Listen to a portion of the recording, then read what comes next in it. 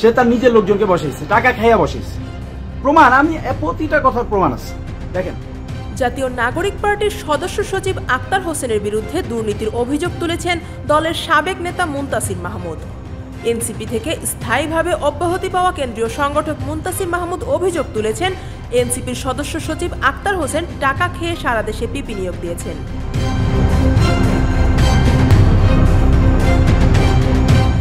শুক্রবার গভীর রাতে ফেসবুক লাইভে এসে মুনতাসির জানান, জুলাই গণ অভ্যুত্থানের পর যখন সারা দেশে নতুন পিপি নিয়োগ হচ্ছিল, তখন তিনি নরসিংদীর শিরিন আক্তার শেলির নাম প্রস্তাব করেছিলেন।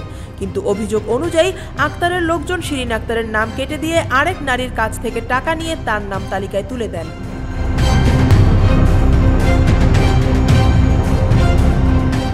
মুনতাসিরের দাবি, পিপি বানাতে হলে লাগবে 50 লাখ টাকা। অন্যের কাছ থেকে অর্থ নেয়ার পর শিরিনকে বাদ দিতে চাইছিলেন আক্তার হোসেন।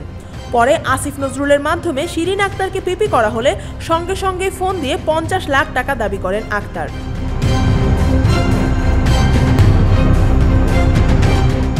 মুনতাসির আরও বলেন, শিরিন আপা সৌজন্যবশত আক্তারের পিএসকে 1 লাখ টাকা দিলে আক্তার ক্ষোভে ফোন করে বলেন, আমরা যেমন নাম দিতে পারি তেমনি নাম কেটেও দিতে পারি।